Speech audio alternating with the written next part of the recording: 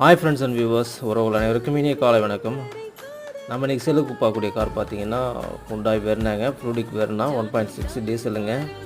நம்மளுடைய சேனலில் புதுசாக பார்க்குற நம்ம வியூவர்ஸ் சப்ஸ்கிரைப் பண்ணிவிட்டு பக்கத்தில் இருக்க பெல் சிம்பிளை ஓகே பண்ணிக்கோங்க. நீங்கள் பார்க்கக்கூடிய இந்த காரோட மாடல் பார்த்தீங்கன்னா 2015, நம்பர் ஆஃப் ஓனர் பார்த்தீங்கன்னா 2 ஓனருங்க.